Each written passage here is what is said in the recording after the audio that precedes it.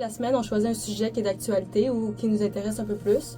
Puis on fait nos recherches. On a un Google Doc ensemble pour tout mettre nos chroniques ou des sujets.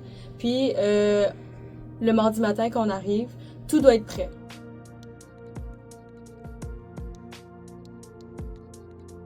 La radio, j'y avais jamais vraiment pensé avant. Et quand j'ai vu justement qu'il y avait le stage qui était disponible, j'étais comme let's go, parfait. Mais j'y serais pas allée de moi-même, tu sais, comme je serais pas allée demander un stage à la radio, je serais restée dans quelque chose de plus traditionnel, mais je trouve que c'est une belle opportunité pour pouvoir voir un peu tout ça.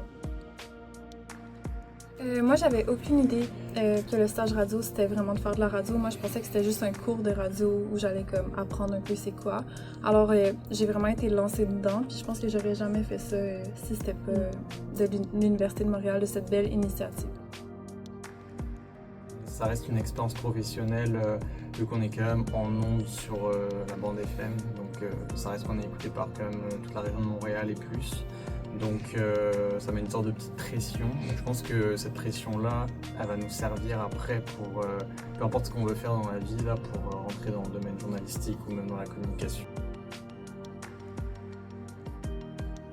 Moi, ce que j'aime beaucoup dans l'information, c'est d'aller sur le terrain, juste avec du monsieur et madame tout le monde, pour avoir leur avis sur des informations d'actualité, sur la culture, sur tous les domaines d'information qui peuvent toucher le monde en général.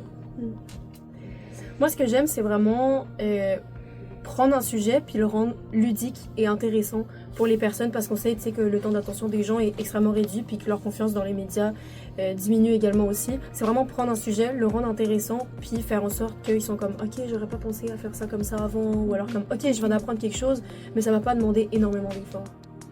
Moi, j'aime beaucoup tout ce qui est culture. J'ai toujours aimé ça, donc j'aime ça découvrir des nouveaux artistes, aussi leur donner une voix. Surtout au Québec, il y en a beaucoup qui sont émergents. Il y a beaucoup de variétés au niveau de la musique ou aussi des auteurs, donc c'est ce que j'aime faire. Pour moi, partager l'information, c'est aussi aller vers des personnes, puis avoir des entrevues avec des personnes lambda, mais aussi avec des personnes on n'aurait peut-être pas accès en temps normal.